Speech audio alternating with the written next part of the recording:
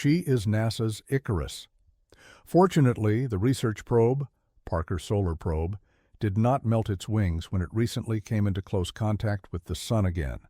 While the spacecraft had already approached our host star to within 13 million kilometers, in 2023, it's now set to break its own record by flying within 6 million kilometers of our mighty giver of warmth and life. Indeed, the data collected by Parker's Solar Probe on its mission does show our star in a completely new light. But how is this even possible? How can a probe head to such a cosmic furnace without instantly burning up? And how did it even manage to crack a tantalizing solar wind conundrum that has stumped experts since the 1960s? For most of us, the Christmas holidays are a time for cozy reflection, but Parker Solar Probe was to spend Christmas Eve a little differently. After all, December 24, 2024, was a day of records for the spacecraft. On the one hand, NASA announced that its Sunstriker had reached an incredible speed of around 690,000 km/h, making it faster than any other man-made object through space. On the other hand, this breakneck course had brought the probe to within 6 million kilometers of the Sun. This meant that it had achieved a new solar approach record, but it would take until December 26th before NASA experts were able to give vent to their cries of joy. Specifically, there was radio silence for a day after the sensational flight, but the signal that arrived at the U.S. Space Agency on Boxing Day confirmed that Parker Solar Probe had survived its grip on the Sun unscathed and was working as desired. And so it came to pass that the probe was able to start transmitting the first telemetry data to Earth just in time for New Year's Day. In a mission update the next day, NASA announced that Parker Solar Probe's scientific instruments were also completely intact. Furthermore, the data set showed that the programmed commands from the flight computer had been successfully executed. But what groundbreaking new insights were hidden in the new data? After all, Program Manager Helen Winters of Johns Hopkins University in Baltimore emphasized that the spacecraft was making observations that no one had ever been able to make before. Well, the somewhat seen answer, however, is that the information collected by Parker's Solar Probe is currently still a closed book. But fortunately, not because of an unforeseen transmission error, but simply because the rest of the data will not arrive on Earth until the end of January. This will only happen once the most powerful onboard antenna is better aligned with our Earth home in order to transmit at higher rates. And while the experts are currently waiting with bated breath for the results of this hot rendezvous, a glance into the future also gives cause for astronomical anticipation. Parker Solar Probe is scheduled to make 2 more visits to the Sun this year, approaching our mother star on March 22nd and June 19th at roughly the same speeds and distances. A look back in time shows the remarkable insights the probe has already provided about the Sun, and that it has literally been seen in a new light ever since.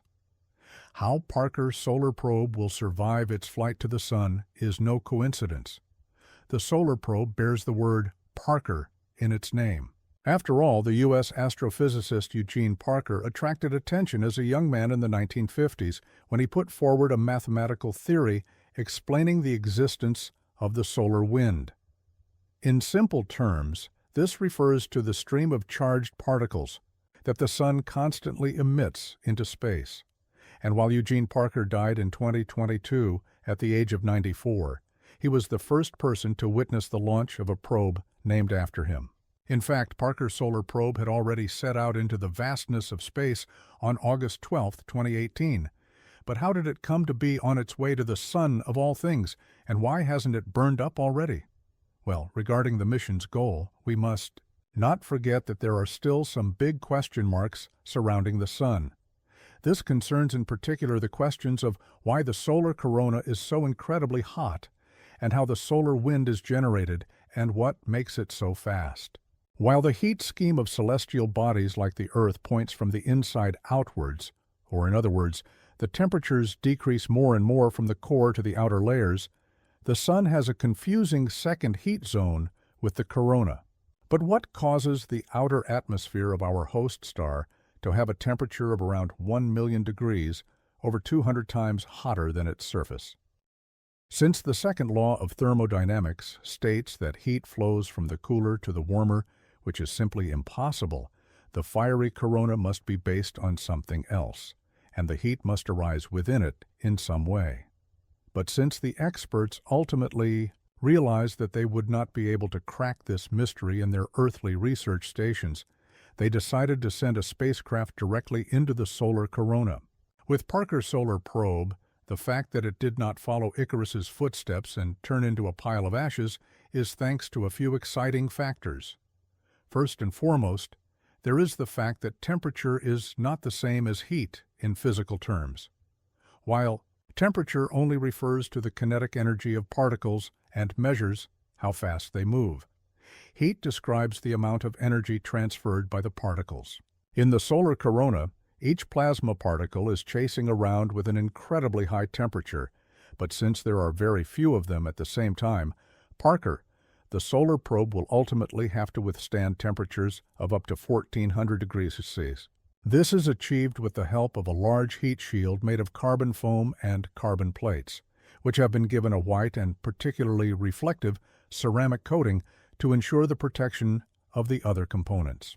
NASA experts have once again used special materials such as special alloys and sapphire conductor tracks whose melting points are well above the expected temperatures. In 2021, the time had come for the Parker Solar Probe to approach the Sun, to within 13 million kilometers, and plunge into its corona multiple times. While this record-breaking flight understandably made international headlines at the time, revealing among other things that the surface of the corona is not uniform and smooth but characterized by local peaks and valleys, these were by no means the first findings of the mission.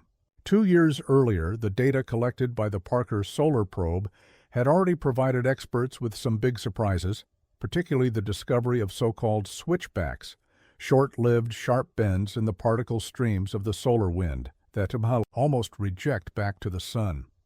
How these structures are formed remained unknown for a long time, and it took another 3 years before the background to the mysterious switchbacks could be deciphered. This was made possible with the friendly support of another spacecraft, the Solar Orbiter, developed by ESA and NASA, which made its first close flyby of the Sun in March 2022. It managed to capture one of these striking S-shaped switchbacks on film with its special camera. The data collected by the other probe instruments allowed experts to analyze their accompanying phenomena and the exact circumstances, and it turned out that the solar wind switchbacks occur where open and closed solar magnetic field lines interact with each other. As a result, the field lines are reconnected, meaning the magnetic field undergoes an abrupt structural change, releasing large amounts of energy. The most extreme of these interchanges present themselves in the characteristic S shape and appears in the measurements as magnetic field reversals.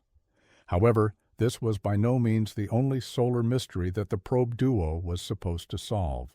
A few weeks ago, the Parker Solar Probe and Solar Orbiter actually examined one and the same solar wind stream at different distances, playing a major role in solving a decades-old solar wind mystery.